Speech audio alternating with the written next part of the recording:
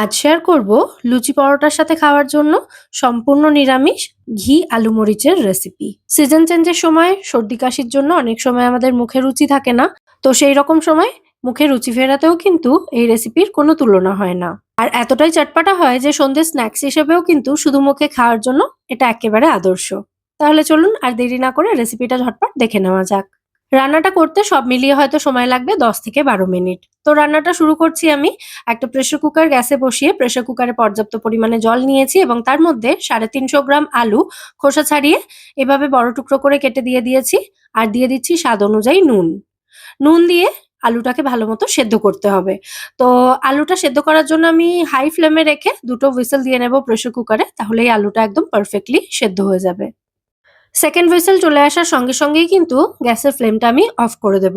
আর তারপর প্রেসার কুকারের ভেতর থেকে প্রেসারটা আপনা আপনি বেরিয়ে যাওয়া পর্যন্ত অপেক্ষা করতে হবে। তো গ্যাসের ফ্লেমটা আমি অফ করে দিলাম। মোটামুটি ৩-৪ মিনিট রাখলেই দেখবেন প্রেসার কুকারটা একটু ঠান্ডা হয়ে যাবে। মানে ভেতর থেকে প্রেসারটা রিলিজ হয়ে যাবে আপনা আপনি। তো তারপর কিন্তু আলুটা আর জলের মধ্যে রাখা যাবে না। তাহলে আলুটা একটু জলজলে হয়ে যাবে। তো এটাকে আমি জল ঝরিয়ে নিচ্ছি বা জল থেকে আলুর টুকরোগুলো তুলে একটা অন্য পাত্রে রাখছি।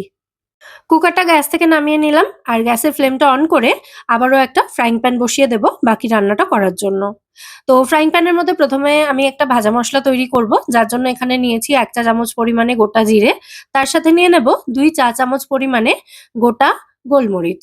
অবশ্যই কিন্তু এখানে গোটা গোলমরিচই ব্যবহার করবেন। গোলমরিচ গুঁড়ো ব্যবহার করলে কিন্তু এই রান্নার ফ্লেভার অতটা ভালো হয় না।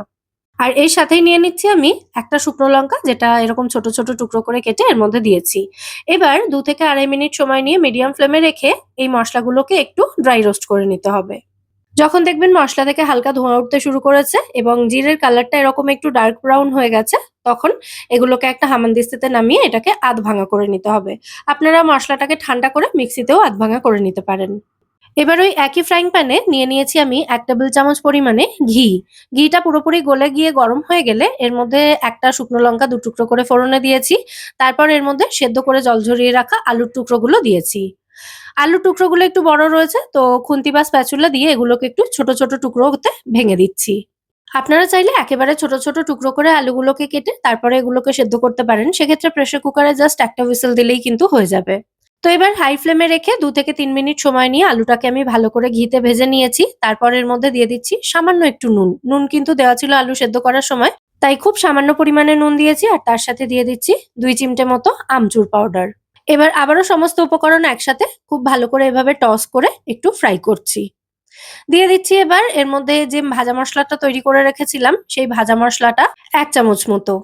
তারপর আবারও খুব ভালো করে মিশিয়ে নিচ্ছি। আলুর সাথে যাতে মসলাটা খুব ভালো করে মেশে তাই সামান্য একটু জলের মধ্যে দিলাম, জাস্ট ১ টেবিল চামচ মতো। খুব বেশি জল কিন্তু দেওয়ার প্রয়োজন নেই। সামান্য একটু জলের ছিটে দেওয়া হলে আলুর গায়ে মসলাটা খুব সুন্দরভাবে কোট হয়ে থাকবে।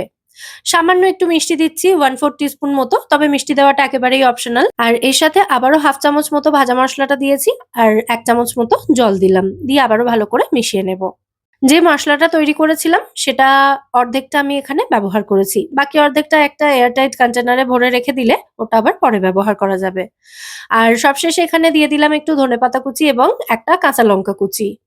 আমি রান্না করার জন্য একটা ফ্রাইং প্যান ব্যবহার করছি, কারণ পুরো রান্নাটা এভাবে টস করে মিশিয়ে করা হলে তাহলে কিন্তু সমস্ত উপকরণ খুব ভালোভাবে মিশবে এবং ফ্রাইংটাও কিন্তু তাতে ভালো হবে। নামানোর আগে আরো সামান্য একটু ঘি ছড়িয়ে দিয়ে ভালো করে এটাকে মিশিয়ে নামিয়ে নেব। এই ভাজার পুরো কাজটাই কিন্তু আমি হাই ফ্লেমে রেখে করলাম। মানে পুরো রান্নাটাই মোটামুটি হাই ফ্লেমে রেখে হবে, শুধু ভাজা মশলাটা তৈরি করা বাদে। যাই হোক, ঝটপট তৈরি হয়ে গেল আমাদের চটপটা ঘি আলু মরিচ। কেমন লাগলো রেসিপিটা সেটা কিন্তু অবশ্যই আমায় কমেন্টে জানাবেন। যদি ভালো লেগে থাকে ভিডিওটাকে বরাবরের মতো একটা লাইক এবং শেয়ার করে দেওয়ার অনুরোধ রইল। সাথে আমার চ্যানেলটাও সাবস্ক্রাইব করে নিতে পারেন এরকমই নিত্য নতুন রেসিপি পাওয়ার জন্য। আজ এ পর্যন্তই, আবার দেখা হবে পরের পর্বে। সবাই সুস্থ থাকবেন, ভালো থাকবেন এবং সব্বাইকে খুব ভালো রাখবেন। নমস্কার।